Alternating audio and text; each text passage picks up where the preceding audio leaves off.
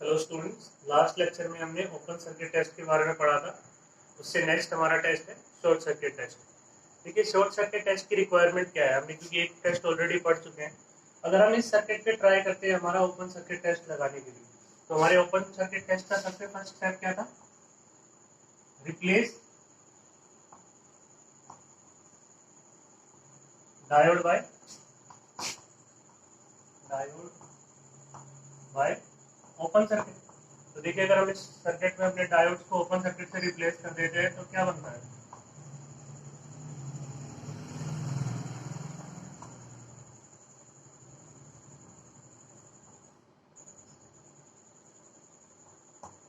ये हमारा D1 था, ये D2 था। देखिए, अगर अब आप देखेंगे इसमें, यहाँ पे अगर मैं KCL लॉ लगाता हूँ, KCL लगाता हूँ इस पॉइंट पे, पॉइंट ए पे अगर मैं KCL इक्वेशन लिखूँ तो देखिए इनकमिंग करंट कितना है मेरा? 5 एम्पियर। और ये हम जानते हैं कि क्या है, ये एक करंट सोर्स है। करंट सोर्स की प्रॉपर्टी होती है कि उससे 5 एम्पियर करंट अगर वो दे रहा है तो उसको देना ही है। ऐसा नहीं हो सकता कि ये 5 एम्पियर करंट ना दे, क्योंकि ये एक सोर्स है, इसलिए सोर्स तो हमेशा करंट देगा, उसके आगे पाथ होना ही चाहिए उस करंट को जाने के लिए। अब यहाँ करंट कितना जा रहा होगा? देखिए, अगर हम आगे देखें तो यहाँ पे करंट क्या है, यहाँ पे एक ओपन सर्किट है, इसलिए इस ब्रांच में करंट कितना होगा? 0 एम्पियर। अगर हम यहाँ पे देखें इस ब्रांच में, अगर हम यहाँ आगे आते हैं तो यहाँ पे भी आने के बाद एक ओपन सर्किट है, यहाँ भी कोई करंट फ्लो नहीं हो सकता। इसका मतलब यहाँ भी करंट कितना जा रहा होगा? 0 एम्पियर। देखिए, इनकमिंग करंट 5 एम्पियर है लेकिन आउटगोइंग करंट 0। इसका मतलब क्या है? KCL is violated। अगर KCL वायलेट हो गया तो इसका मतलब क्या हो गया? मेरा ओपन सर्किट टेस्ट क्या हो गया? इसमें open circuit failed, open circuit test fail हो गया। तो अब हम कैसे चेक करेंगे कि हमारा डायोड ऑन है या ऑफ है? तो इस केस में क्या करेंगे, हमारे पास एक दूसरा टेस्ट है, शॉर्ट सर्किट टेस्ट। तो उस टेस्ट में क्या करेंगे, देखिए हम इसके स्टेप्स देख लेते हैं। जैसे हमने इसको step wise open circuit test के लिखे थे, वैसे ही हम इसे स्टेप वाइज लिख लेते हैं। तो स्टेप 1 में क्या करना है हमें? स्टेप 1, मार्क डायोड करंट,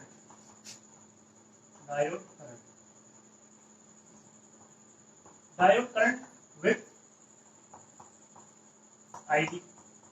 तो देखिए, डायोड करंट हम जानते हैं कहां से कहां तक होता है। हमेशा डायोड में current P to N flow हो सकता है, N टू P तो कोई करंट फ्लो होता नहीं।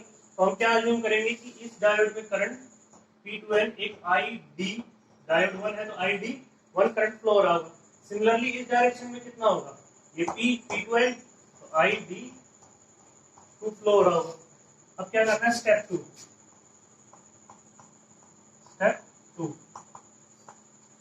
रिप्लेस डायोड विद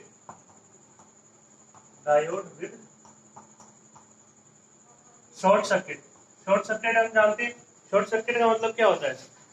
दोनों पॉइंट को हमें शॉर्ट कर देना है। तो देखिए, अगर मैं दिखाऊं तो हमने क्या करना है, दोनों डायोड्स को शॉर्ट कर देना है, इस पॉइंट से यहाँ तक और यहाँ से यहाँ तक। अब देखिए, हमने डायोड D1 को भी शॉर्ट कर दिया, D2 को भी शॉर्ट कर दिया। नेक्स्ट स्टेप 3 क्या है? स्टेप 3, फाइंड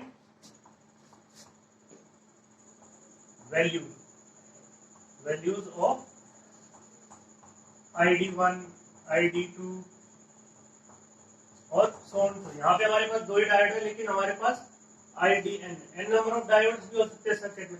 आपको क्या करना है? सबकी वैल्यूज फाइंड आउट कर लेनी है। तो देखिए, इतना कर लिया। इसके बाद हमारा नेक्स्ट स्टेप क्या होगा? स्टेप 4 लिखिए। स्टेप 4 में देखिए हमें क्या करना है, स्टेप 3 तक पहुंच गए हम लोग। स्टेप 4 में हमें करना है चेक करना है, क्या चेक करना है? ID1 की वैल्यू चेक करनी है, whether it is greater than 0 और ID1 इज ग्रेटर देन 0 और लेस देन 0। 2 केस हो सकते हैं, ID1 ID2 करंट है तो इसको मैं ID से रिप्रेजेंट कर रहा हूँ। हमें इंडिविजुअली हर एक डायोड के लिए ऐसे चेक करना है, लेकिन मैं एक कॉमन दिखा रहा हूँ कि ID किसी भी डायोड के करंट को, सब डायोड के करंट्स को हमें लेना है। अगर डायोड करंट ग्रेटर देन 0, इसका मतलब पॉजिटिव करंट, करंट की वैल्यू पॉजिटिव आ रही है, इसका मतलब क्या है? Diode is on. If diode current is less than 0 implies negative current. Negative current में क्या है? नेगेटिव करंट का मतलब है डायोड इज ऑफ. आपको ये चीज ध्यान रखनी है, हम करंट कहां से कहां तक फ्लो कर रहे हैं. हमेशा P टू N हमने करंट अज्यूम किया है और फिर हमने इस डायोड करंट की वैल्यू फाइंड आउट की है. आप गलती से भी N टू P लेके डायोड की वैल्यू, करंट की वैल्यू नहीं फाइंड आउट करनी है. हमने हमेशा P टू N मार्क करना है और मार्क किए हुई डायरेक्शन क्या ही हमें करंट फाइंड आउट करना है. उसके बाद उसके लिए क्या चेक करना है? अगर डायोड की वैल्यू ग्रेटर देन 0 है तो positive current implies diode is on. अगर डायोड की वैल्यू लेस देन 0 है या नेगेटिव करंट है तो उस केस में डायोड इज ऑफ. यही हमें चेक करना है. इसमें हमें बार बार आइट्रेशन करने की जरूरत नहीं है, जैसे हमने शॉर्ट ओपन सर्किट टेस्ट में की थी. इसको एक ही बार लगाएंगे और वन टाइम में ही हमारे पास इसका आंसर आ जाएगा.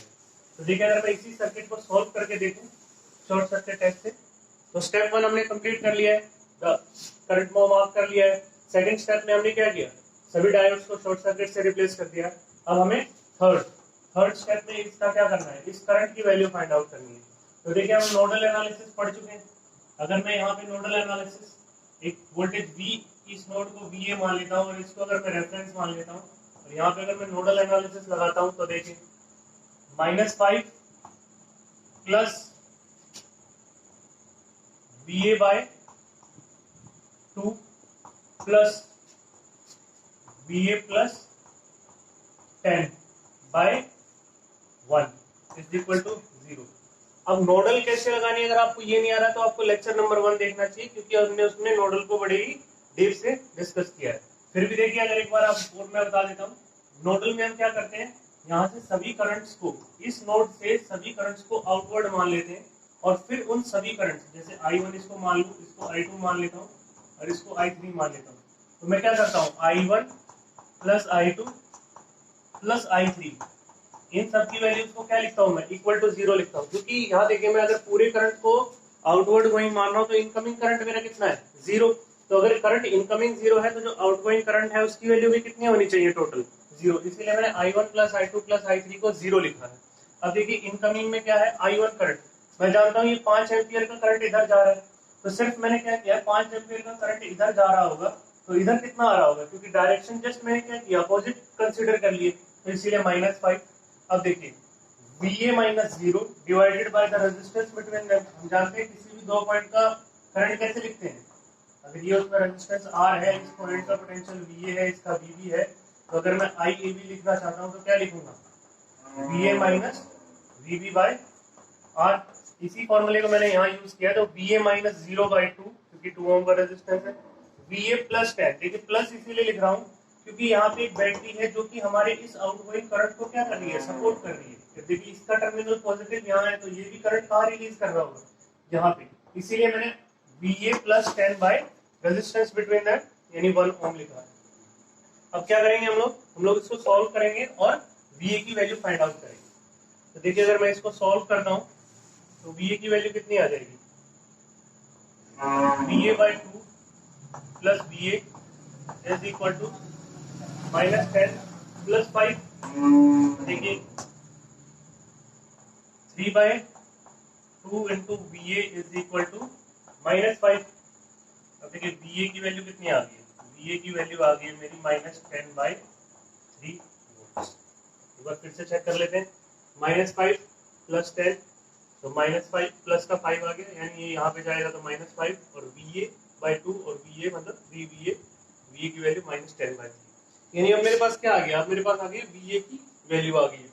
तो देखिए, अगर मैं VA की वैल्यू लिख के यहाँ पे सॉल्व करूँ तो अब क्या है, अब मैं तो इंडिविजुअल हर ब्रांच में करंट फाइंड आउट कर सकता हूँ. यहाँ I2 की वैल्यू भी फाइंड आउट कर लूंगा और I3 की वैल्यू भी फाइंड आउट कर लूंगा. तो अगर मैं I2 लिखूँ तो क्या है? I2 की वैल्यू थी VA/4, VA/2. तो देखिए, VA की वैल्यू कितनी थी? -10/3 इंटू 2. देखिए, ये वैल्यू कितनी होगी? अब हमें इसका मैग्नीट्यूड निकालने की जरूरत नहीं है, हम इसको यहाँ पे भी छोड़ सकते हैं, क्योंकि हमें जस्ट क्या करना है, हमें साइन, सिर्फ साइन को चेक करना है. तो इसका मैग्नीट्यूड सॉल्व करने की इतनी नीड नहीं है. अब देखिए नेक्स्ट में अगर मैं देखता हूँ तो I3 की वैल्यू कितनी होगी, I3 की वैल्यू होगी -10/3 + 10 डिवाइडेड बाय 1, यही मेरी वैल्यू थी। तो देखिए अगर मैं इसको चेक करूँ तो ये कितना आएगा 20/3, यानी ये मेरा कैसा है, ये मेरी वैल्यू है, ये पॉजिटिव है, ये नेगेटिव है। अगर मैं यहाँ पे इसका कंक्लूजन ड्रॉ करूँ तो I2 की value is less than 0, I3 की वैल्यू इज ग्रेटर देन 0। अब देखिए आप, जो हमारा I2 है वही हमारा क्या है ID1 है, और जो I3 है, I3 क्योंकि यहाँ से होकर यहाँ पे आ रहा होगा, तो I3 की वैल्यू मेरी ID2 के बराबर है। इसका मतलब क्या है, I3 की जो वैल्यू है मेरी वो किसके बराबर है, इट इज इक्वल टू, अगर मैं I3 को, यानी अगर मैं इसी को I3 को हटा के यहाँ पे ID2 लिख लूं तो ये भी ग्रेटर देन 0, और इसका मतलब क्या है ID1 जो है वो लेस देन 0। देखिए यहाँ से मैंने ये दोनों को फाइंड आउट कर लिया। अब ये क्या है, डायोड 1 का करंट लेस देन 0 है, नेगेटिव करंट, इसका मतलब ऑफ हो गया। डायोड D2 का करंट ग्रेटर देन 0, इसका मतलब ऑन हो गया। ये है मेरा शॉर्ट सर्किट टेस्ट। इसमें मैंने क्या किया, देखिए एक बार फिर से देख लेते हैं इसको। स्टेप वन में क्या करना है, मुझे डायोड के करंट्स को मार्क करना है, कहां से, P to N। Next step में क्या करना है, सभी डायोड्स को शॉर्ट सर्किट से रिप्लेस कर देना है, यहाँ भी शॉर्ट सर्किट से रिप्लेस कर दिया। नेक्स्ट स्टेप में क्या करना है, इस सर्किट में मुझे ID1 और ID2 की वैल्यूज को फाइंड आउट करना है। फिर ID2 और ID1 की वैल्यूज को फाइंड आउट करने के बाद मुझे उनको चेक करना है कि किसकी वैल्यू ग्रेटर देन 0 है और किसकी वैल्यू लेस देन 0। अगर डायोड करंट की वैल्यू ग्रेटर देन 0 है तो इस केस में क्या है, डायोड हमारा ऑन होगा। अगर डायोड करंट की वैल्यू लेस देन 0 है, यानी नेगेटिव करंट है, तो उस केस में हमारा डायोड ऑफ होगा। और फाइनली इस सर्किट को अगर मैं ड्रॉ करूं तो कैसे आएगा, देखिए अगर मैं फाइनल इस सर्किट का फाइनल ड्रॉ करूं कि फाइनल कैसा मेरा सर्किट दिखाई देगा, तो देखिए डायोड D1 मेरा ऑफ है, डायोड D2 मेरा ऑफ है। तो फाइनली मुझे सर्किट कुछ